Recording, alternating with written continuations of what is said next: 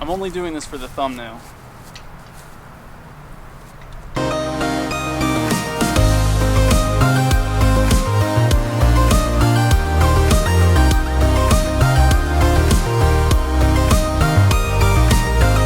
Before we get started, I just want to warn you guys, today's episode gets a little bit personal, a little sentimental, and maybe even a little sad, but it carries an important message.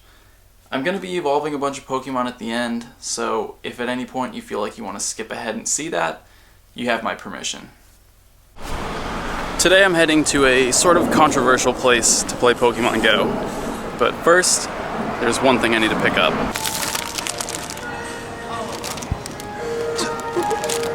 Got him. By now I'm sure you guys have all seen the new messages that pop up when you first open the game. Don't trespass while playing Pokemon Go, don't enter dangerous areas while playing Pokemon Go. So today I just kind of want to talk about that. I want to talk about being respectful of your surroundings while you're playing the game. And I figure this is probably the best place to illustrate that.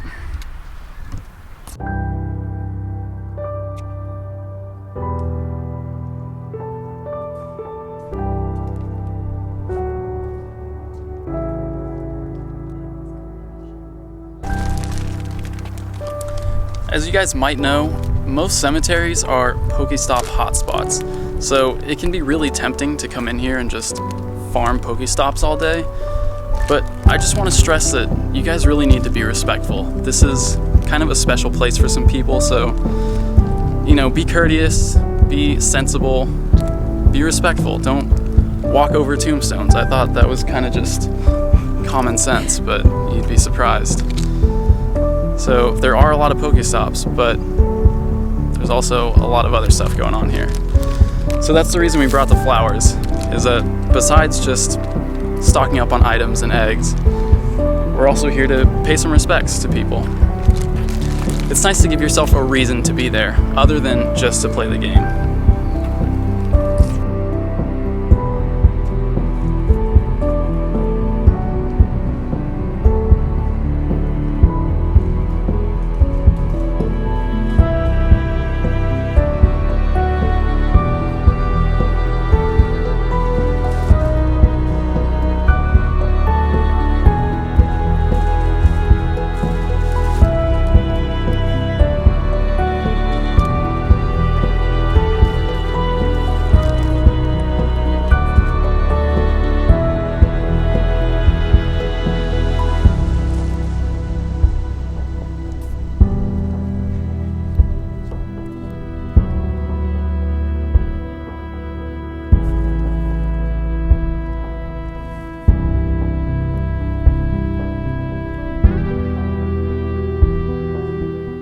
Okay, a Venomoth just appeared here, and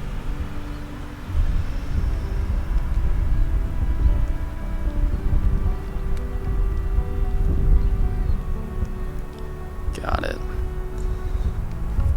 And since I caught it right here, I'm gonna name it after this guy,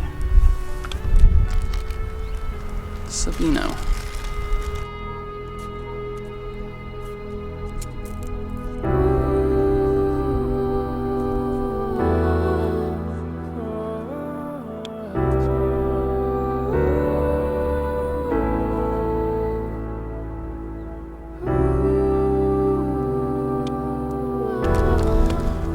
You know, all this doesn't apply to just cemeteries. Wherever you're playing the game, be respectful.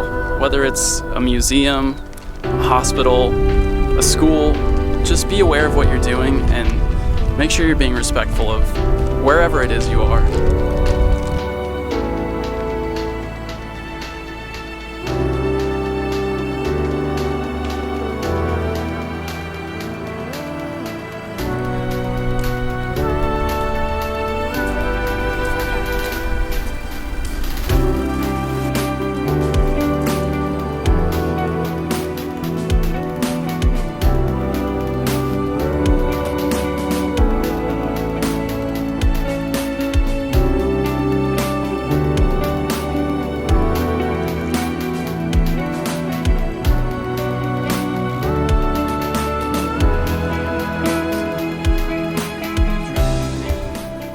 Okay, I'll be honest, I didn't choose this cemetery arbitrarily. This is where my grandfather's buried, and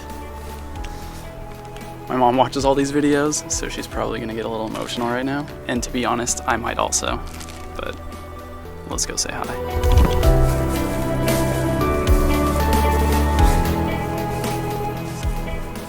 Found it. It's like right where we were standing. Right where we were standing, right where I caught that Eevee. So I think, to be honest, I have to name that Eevee after my grandfather.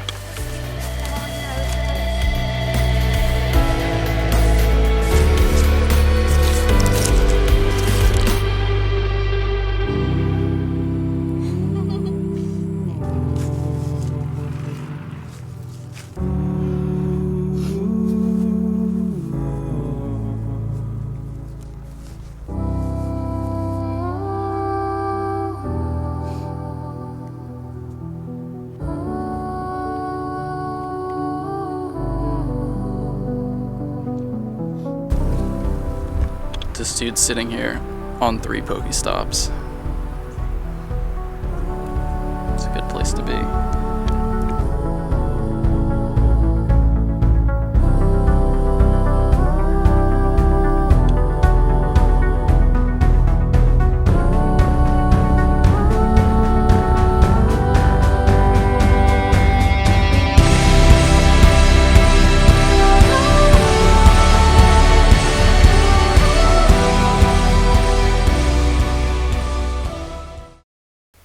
Wow. I didn't know that this episode was going to turn out like that when I started, but that's just the way it kind of naturally evolved while I was editing, and it didn't feel right to force it into anything else. So if you watched all the way through, I just want to say thank you, and if you skipped ahead to see the Pokemon evolve, let's get into it. I have about a dozen Pokemon that I'm ready to evolve right now.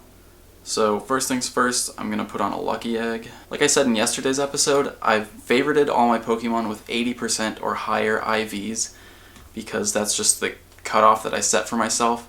I'm only going to power up and evolve Pokemon above 80%. So I think I have about 12 ready to go right now. Starting with this Ponyta, 668 CP. And you know what, I don't know what the exact IVs are right now because PokeAdvisor is not working for me. But I do know it's above 80%. So let's see where this Rapidash ends up. 975. To be honest, I thought it was going to go higher than that. But Ember, Fire Blast, I'm pretty sure that's a good moveset. But I'm going to check. It is. Ember, Fire Blast is the ideal Rapidash moveset. I'm going to put a link to this spreadsheet in the description. It just tells you move combinations for Pokemon and theoretical maximum damage per second output, and then ranks them based on the different movesets that they can have. So it's a good resource. Up next is Growlithe, 624. I think this one's like 91% IVs. Big Arcanine. Wow, that's a way bigger jump than the Ponyta. Bite, Flamethrower, that's okay. I think Fire Blast is the better choice, but let's see. Fire Fang, Fire Blast is first. Bite, Fire Blast is second, so that's good. I'm happy with that. This Eevee, I'm actually making an exception for. It's like 71% IVs, but this is the one that I caught at my grandfather's headstone today, so I just feel like this one deserves to be part of the team. I'm not going to do anything funny with the nicknames. I'm just going to let it happen naturally and see which evolution my grandfather embodies. Jolteon, 1238, Thundershock, Thunderbolt. Thunder is the better option, I know that for sure. Thundershock, Thunder's number 1, Thundershock, Thunderbolt, number 2. The next one I have enough candies for is Venonat. This is like 97% IVs. I think it's 15, 15, 14. I mean, even though Venomoth isn't that great. Bug Bite, Bug Buzz. I'm not sure about that. Oh, that's it. Bug Bite, Bug Buzz. That is the best moveset for Venomoth, offensively. It's the 4th defensively. This also tells you, in terms of defending a gym, which movesets are better. So it ranks them on offense and defense. The Nidoran is the next one I have enough for. This isn't going to go all the way to Nidoqueen. right now. Nidoqueen, 772. Moves don't really matter here until it gets to Nidoqueen. That's going to take another 52 candies. I do also have a Nidoran male to evolve. That's a new Pokédex entry. Mankey's ready to go. I do already have a Primeape, which actually has higher IVs than this one by like 5%, but I'm interested to see which one's going to have the better moveset. 1027, Karate Chop, Night Slash. I don't think that's better than what I have. Low Kick, Cross Chop is number 1. Karate Chop, Cross Chop is number 2, which is what my other Primeape is. Well, Karate Chop, Night Slash is actually the worst moveset for Primeape. So it looks like I'll just be powering up the other one that I have. This Bulbasaur is ready to go into an Ivysaur. I'll probably head back to one of the Bulbasaur nests around here pretty soon so that I can get this guy into a Venusaur, because Venusaur is actually pretty high ranked now. Vine Whip Solar Beam is what you want on a Venusaur. Goldeen. There it is. Poison Jab, Drill Run. Doesn't have Stab on either of those moves, and Stab, for those who aren't familiar, stands for same type attack bonus, and it means if you use a move that's the same type as the Pokemon, it does extra damage. In Pokemon Go, we're not exactly sure what it is, but I think it's safe to assume it's either 1.25 or 1.5 times the regular damage. Fairly low CP total, and CP again is based on base stats plus IVs. I'm just going to look up how this moveset stacks up against the others. Oh, nice. It's actually the number 1 defensive moveset for Seaking. So this guy could make a decent gym defender. Who's left? Cubone. Cubone's ready to go. Rock Smash, Earthquake. Second best set. Mud Slap, Earthquake is what you want. Zubat. Enough for 3 Zubats actually. I didn't look at this one's starting CP. It's kind of low, wasn't it? Don't forget to save Zubat candies for when 2nd generation comes out, because Golbat will evolve into Crobat at that point. 1067, that went up a decent amount. Bite, Ominous Wind, I have a feeling is not that great. Yeah, Bite, Ominous Wind is actually the worst moveset. Typically, charge moves with 1 bar are going to deal the highest damage per second, so it seems like the more bars they have, the less damage per second they're doing. Just because the animation times for all these charge moves are similar, but if you're only dealing 30 damage in that time versus 100 damage for a move like Fire Blast, it's a pretty big difference. I think Poliwag might be the last one right now. 583. 2 ground type moves.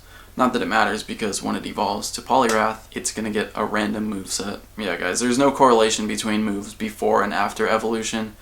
It's just random every time. Okay, this Sandshrew is actually the last one. I'm making an exception for this one also. It's like 71% on the IVs. If you remember from one of the earliest episodes, this is the first Sandshrew I caught, and Sandshrew, being my original favorite Pokemon from first generation, has a special place in my heart. So I'm choosing to evolve this one. Plus I have a ton of Sandshrew candies, so I can always evolve a stronger one if I get one later on, or just power this guy up.